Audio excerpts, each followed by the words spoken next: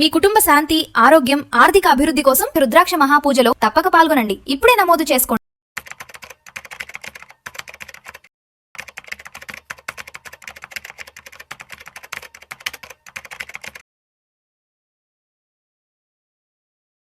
నమస్తే సాయిరామ్ గారు. నమస్తే మేడం.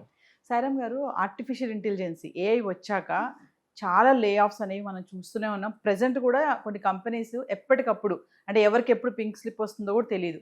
మరి ఇటువంటి టైంలో అంటే జాబ్ సెక్యూరిటీ తగ్గుతున్నటువంటి ఈ టైంలో ఫినాన్షియల్గా ప్లానింగ్ చేసుకోవాలి అంటే చాలామందికి ఏంటంటే మనం మాట్లాడుకున్నట్టు ఈఎంఐస్ ఉంటాయి. ఆ జాబ్ చూసుకొని ఆ ప్యాకేజ్ చూసుకొని చాలామంది ఒక ప్లాన్ వేసుకుంటూ ఉంటారు. మరి అలాంటి వాళ్ళకి సడన్గా ఉద్యోగం పోతే మనం కొన్ని న్యూసెస్ కూడా చూస్తున్నాం. కొంతమంది సూసైడ్స్ చేసుకుంటున్నారు, కొంతమంది స్ట్రెస్ ఫీల్ అయిపోతున్నారు, కొంతమంది వదిలేసి ఊర్లు వెళ్ళిపోతున్నారు. మరి అలాంటి టైంలో ఫినాన్షియల్గా ఎలా ప్లాన్ చేసుకోవాలంటే? సో కొన్ని ఇయర్స్ బ్యాక్ వరకు ఐటీ జాబ్ అంటే కనుక చాలా లగ్జరియస్గా ఉండేది. వాళ్ళకేంటి జస్ట్ మండే టు ఫ్రైడే మాత్రమే 2 రోజులు హాలిడేస్, లైఫ్, మంచి 5 అంకెల శాలరీ వస్తుంది. సో 2008కి ముందు చాలామంది ఏంటంటే IT it's very luxurious job. అప్పుడు బీటెక్ చేసి టీసీఎస్ ఆర్ ఇన్ఫోసిస్ అలాంటి వాటిలో కనుక జాబ్ స్టార్టింగ్ ప్యాకేజ్ అప్పట్లో కూడా 25,000 ఉండేది. సో 2005-06 ఆ టైంలో 25,000 అంటే ఇట్స్ గ్రేట్. అండ్ తర్వాత ఇప్పుడు చూస్తే కనుక ఐటీస్లో చాలా టెక్నాలజీ అడ్వాన్స్మెంట్ అయితే వచ్చాయి. సో మెయిన్ ఏంటంటే ఏఐ వచ్చేసింది.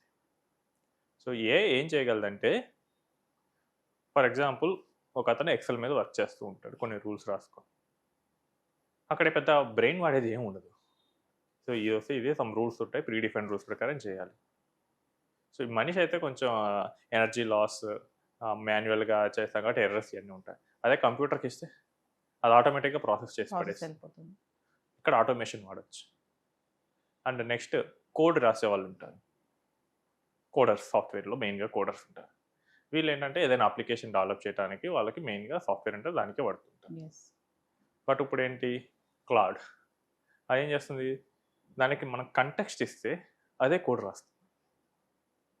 సో జస్ట్ మనం క్లౌడ్లోకి వెళ్ళి నాకు ఒక బిజినెస్ ఉంది, సో ఫర్ ఎగ్జాంపుల్ నేను ఒక టైలరింగ్ బిజినెస్ నడుపుతున్నాను, నాకు ఒక మంచి వెబ్సైట్ కావాలి, నేను ఈ లొకేషన్లో ఉంటున్నాను, నాకు ఈ సెట్ ఆఫ్ క్లయింట్స్ ఉన్నారు, వీళ్ళకి తగ్గట్టుగా మంచిగా యూఐతో ఉండేటట్టు ఒక వెబ్సైట్ తయారు చేయండి, $20 క్లౌడ్ రెంట్. ఈ ప్రాంప్ట్ ఇస్తే కనుక నీట్గా అది కోడ్ రాసేసింది. అంతకుముందు ఏంటి, ఇలా వెబ్సైట్ తయారు చేయకుండా నేను ఒక చిన్న వెబ్సైట్ డిజైనర్ దగ్గరికి వెళ్ళాలి, వాడు 5,000-10,000 ఛార్జ్ చేస్తాడు. అండ్ తర్వాత సపోర్ట్ ఉండకపోవచ్చు. ఇప్పుడు ఏం చేసేసిందంటే మొత్తాన్ని రీప్లేస్ చేసింది, ఈ చిన్న చిన్నగా కోడర్స్ వీళ్ళందరినీ రీప్లేస్ చేసింది. సో ఇప్పుడు ఏంటంటే సాఫ్ట్వేర్ కంపెనీస్కి మాన్యువల్గా కోడ్ చేయాల్సిన అవసరం. అప్పుడు వాళ్ళు కంపెనీ ఓనర్లు ఎలా ఫీల్ అవుతారంటే, ఓకే ఇప్పుడు ఏంటంటే ఎక్కువ కోడర్స్ అవసరం లేదు, ఎక్స్పర్ట్ అయినా ఒక 4-5 పెట్టుకుందాం, కోడ్ ఎలాగో మిషనే రాస్తుంది, అందులో ఏమైనా ఎర్రర్స్ ఉంటే నాకు చూడటం, ఎర్రర్స్ లేకపోతే ఆటోమేటిక్గా వర్క్ అయిపోతుంది. సో ఎంప్లాయీ ఫోర్స్ని తగ్గిస్తున్నారు. సో దీనికే చాలామందికి లే ఆఫ్స్ వస్తుంది. అండ్ ఇంకోటి రీజన్ ఏంటంటే కనుక మనకి ఈ ఏఐ వాటిలో ఇన్వెస్ట్ చేయడానికి చాలా కంపెనీస్ ఈ శాలరీస్ మనకి తక్కువ స్కిల్ ఉన్న ఎంప్లాయీస్కి శాలరీ ఇచ్చే బదులు ఏ మీద ఇన్వెస్ట్ చేస్తారు, సో దట్ వాళ్ళ ప్రొడక్టివిటీ బాగుంటుంది, పెరుగుతుంది. సో 10 మంది చేసే వర్క్ని అది ఒక రోజులో చేసేస్తుంది. Time saving, cost saving. Business ఓనర్కి ఇంకా ఏంటి, బిజినెస్ నడుపుతున్నాడంటే is not for charity. So వాడే ఖచ్చితంగా లే ఆఫ్ చేయాలని చూస్తాడు. మనం ఎంప్లాయీ సైడ్ చూద్దాం. ఎంప్లాయీ ఏంటంటే ఈ జాబ్ ఉంది, మంచి ఐటీ జాబ్ ఉంది, నాకు నెలకు 2 లక్షలు వస్తున్నాయి లేదా 1,50,000 వస్తుంది అని చెప్పేసి ఒక ఇల్లు కొనుక్కుంటాడు లోన్ మీద. సో దానికి ఒక ఈఎంఐ ఒక 50,000 ఎంతో కట్టాలి. అండ్ పిల్లల చదువులు, హైదరాబాద్ సిటీలో జీవనం, కనీసం ఒక ₹1,00,000 అయితే మినిమం అవుతుంది. ఇప్పుడు ఆల్ ఆఫ్ ఎ సడన్ కనుక జాబ్ పోతే ఏంటి పరిస్థితి? సో మనం ఎలా ప్లాన్ చేసుకోవాలంటే ఫైనాన్సెస్ జాబ్లో చేయడం next day or next month నుంచే మనం ఎమర్జెన్సీ ఫండ్ అనేది పెట్టుకోవాలి. సో ఇప్పుడు ఎమర్జెన్సీ ఫండ్ ఉంటే కనుక ఇప్పుడు పింక్ స్లిప్ ఇచ్చారు, మీకు నెక్స్ట్ మంత్ నుంచి రావక్కర్లేదు అన్నారు, నాకు ఒక 1 year సరిపడా కార్పస్ ఉందనుకోండి, నాకు ఖర్చు 1 lakh, నాకు 12 lakhs ఎమర్జెన్సీ ఫండ్లో ఉన్నాయనుకోండి. సో అప్పుడు నాకేంటి 1 year వరకు నాకు ఎక్స్పెన్సెస్కి ఏం ప్రాబ్లం లేదు. ఇప్పుడు నేను అప్ స్కిల్ అవ్వచ్చు, ఎందుకంటే ప్రెషర్ ఉంటే కనుక మన పర్ఫార్మెన్స్ డౌన్ అవుతుంది, ప్రెషర్ లేకపోతే పర్ఫార్మెన్స్ అంతగా డౌన్ అవుతుంది. సో మనకి ప్రొడక్టివిటీ కూడా ఇంప్రూవ్ అవ్వచ్చు. అప్ స్కిల్లింగ్ చేసుకొని నేను మళ్ళీ టాలెంట్ దగ్గర 3 months ఆర్ 4 months తర్వాత ఖచ్చితంగా నేను మళ్ళీ రీఅప్లై చేసుకుంటాను, నాకు జాబ్ వస్తుంది.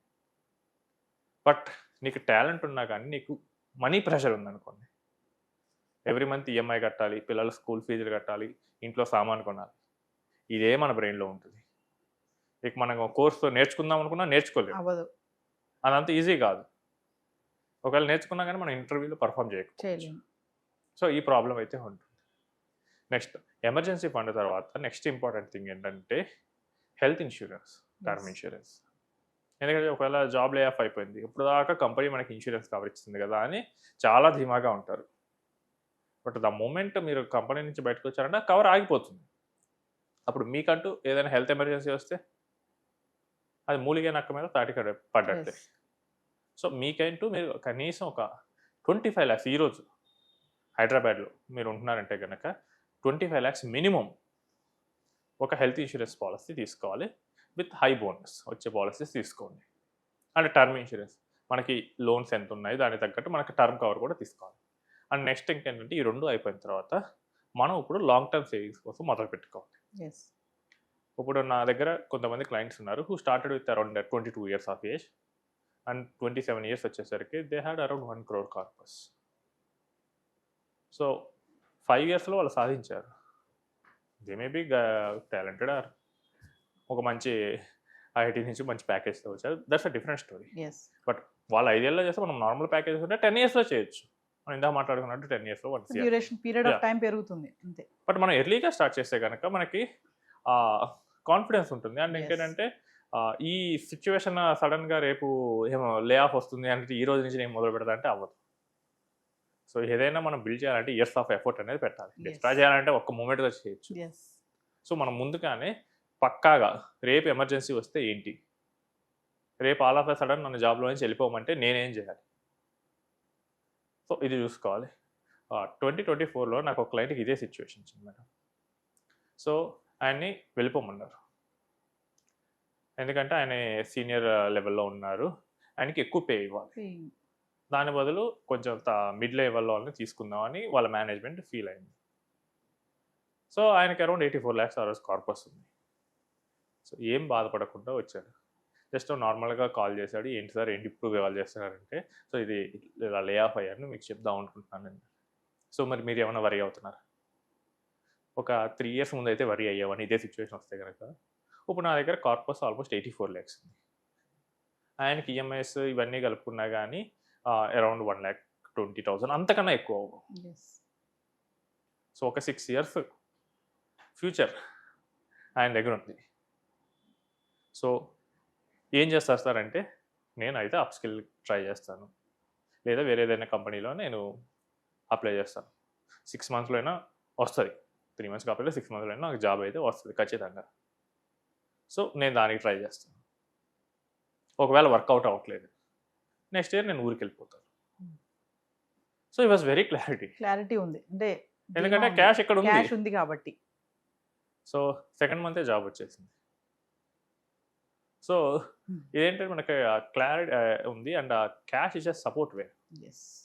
అండ్ ఇంకోటి మనకి ఐటీస్లో ఏంటంటే ప్రెషర్ కూడా చాలా ఎక్కువ ఉంటుంది ఎంప్లాయీస్ మీద, విపరీతమైన పని ఒత్తిడి ఉంటుంది. టార్గెట్స్. యా ఏంటంటే వీళ్ళకి ప్రాజెక్ట్ సబ్మిషన్ చేయాలి. Yes. సో డెడ్ లైన్ ఉంటుంది, ఈ డెడ్ లైన్ లోపల మనం రిలీజ్ చేయాలి ఫీచర్ని. సో దానికోసం రెయిన్ బౌల్లో వీళ్ళు వర్క్ చేయాల్సి వస్తుంది. ఈ వర్కింగ్ కూడా ఎలా ఉంటుందంటే వీళ్ళు ఏదో కోడ్ రాస్తారు, అప్లికేషన్ రన్ అయింది సరే అని చెప్పి టెస్టర్కి పంపిస్తారు, టెస్ట్ ఏమో లేదు ఇది రిజెక్ట్ అని చెప్తాడు, వీడు మళ్ళీ నైట్ మళ్ళీ కూర్చొని దాన్ని సాల్వ్ చేయాలి, వీళ్ళు మళ్ళీ టెస్ట్ చేసి ఏదైనా బగ్ ఉంటే మళ్ళీ చెప్తారు. ఇదంతా బాగానే ఉంది అంటే రిలీజ్ చేశారు, ప్రొడక్షన్లో కొత్త బగ్స్ రావచ్చు, వీళ్ళకి మళ్ళీ ఇక రాత్రి 2 అయినా 3 అయినా కూర్చొని చేయాలి. బికాస్ నేను అంతకుముందు ఐటీలో వర్క్ చేశాను, Yes. I know that night 2-3 వరకు కూడా నేను కంటిన్యూగా కూర్చొని చేయాల్సి మీటింగ్స్లో ఉండాల్సి వచ్చింది, ఎందుకంటే బిజినెస్ ఇంపాక్ట్ అవుతుంది క్లయింట్కి. సో మనం విపరీతమైన ప్రెషర్లో వర్క్ చేస్తూ ఉంటాం.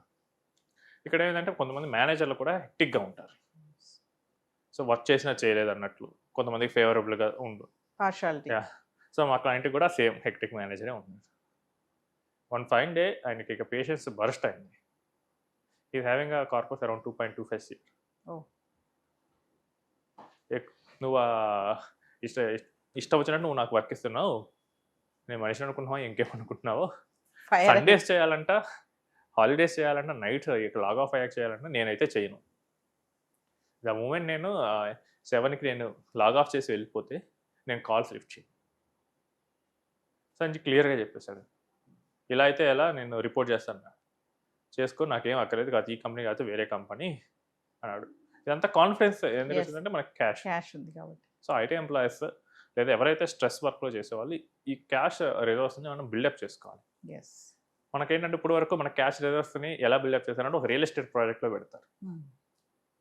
చూడండి మేడం, ₹1 కోటి ఇల్లు ఉంది వర్సెస్ ₹1 కోటి స్థలం వర్సెస్ ₹1 కోటి ఫిక్స్డ్ డిపాజిట్. మనం మ్యూచువల్ ఫండ్ కూడా వద్దు, ఈ ఫిక్స్డ్ డిపాజిట్ తీసుకో. ఈ మూడిట్లో ఏది మనకి ఎక్కువ కాన్ఫిడెన్స్ ఇస్తుంది? హార్డ్ టైమ్స్లో స్థలం ఉందంటే నాకు ఇన్కమ్ ఏమీ రాదు, ఇల్లు ఉందని కనీసం నేను తక్కువ దానికి వెళ్ళి రెంట్కి ఇచ్చి కొంచెం తెచ్చుకోవచ్చు. బట్ ఎఫ్డి చూడండి ఎంత కాన్ఫిడెన్స్ ఇస్తుంది. సో మనకి ఫైనాన్షియల్ అసెట్ అనేది ఎప్పుడు కష్టకాలంలో మనం ఆదుకుంటుంది. సో ఫైనాన్షియల్ అసెట్స్ని బిల్డర్ చేసుకోవడానికి చూడాలి. ఫైనాన్షియల్ అసెట్స్ మనకు కావాలంటే గోల్డ్ కూడా కొంత పార్ట్ వరకు మనం ఇంక్లూడ్ చేసుకోవచ్చు. సో నాకు ఆ టోటల్ పోర్ట్ఫోలియోలో 10% వరకు గోల్డ్ కానీ సిల్వర్ కానీ అలాంటివి పెట్టుకోవచ్చు. బట్ మెయిన్గా మన టార్గెట్ ఎలా ఉండాలంటే మనకి జాబ్ వచ్చిన తర్వాత నెక్స్ట్ 10 or 15 ఇయర్స్లో నేను రిటైర్ అవ్వడానికి ఈక్వలెంట్గా నేను ప్లాన్ చేసుకోవాలి. ఒకవేళ రిటైర్ అవ్వకపోయినా జాబ్లో నాకు తేడా వచ్చినా కానీ ఏమాత్రం భయపడకుండా నువ్వేంటి నన్ను లే ఆఫ్ చేసి నేనే రెసిగ్నేషన్ ఇస్తాను అని చెప్పేంత ధైర్యంతో మనం ప్లాన్ చేసుకోవాలి. సో ఐటీ ఎంప్లాయీస్ కూడా ఏంటంటే స్టార్టింగ్ నుంచి ఎంత తొందరగా వీలైతే అంత తొందరగా 30sలో ఉంటే కనుక చాలా ఈజీగా అవుతుంది. వాళ్ళు 40sకి 50sకి వెళ్తే కనుక కష్టం, ఎందుకంటే ఆ టైంకి వాళ్ళంతా ఒక జీవనానికి అలవాటు పడిపోయి అప్పుడు కష్టం అనుకునే వాళ్ళకి బాధ్యతలు ఎక్కువ ఉంటాయి. దాన్ని రివర్స్ చేయడం చాలా కష్టం. పాసిబుల్ కాదు అని చెప్పట్లేదు, బట్ రివర్స్ చేయడం చాలా కష్టంగా ఉంటుంది. బట్ 30sలో ఉన్న వాళ్ళకి, లేట్ 20sలో ఉన్న వాళ్ళకి, అప్పుడే మ్యారేజ్ అయిన వాళ్ళకి, వీళ్ళకి ఏంటంటే ఎక్స్పెన్సెస్ అంత ఎక్కువ ఉండవు, సేవింగ్స్ స్కోప్ ఎక్కువ ఉంటుంది. సో వీళ్ళు ఏంటంటే ఫ్యూచర్ని బాగా ప్లాన్ చేసుకునే అవకాశం ఉంటుంది. ఇన్ కేస్ ఏదైనా లే ఆఫ్ జరిగినా కానీ ఈజీగా బయటపడడానికి స్కోప్ ఉంటుంది. Thank you. రైట్.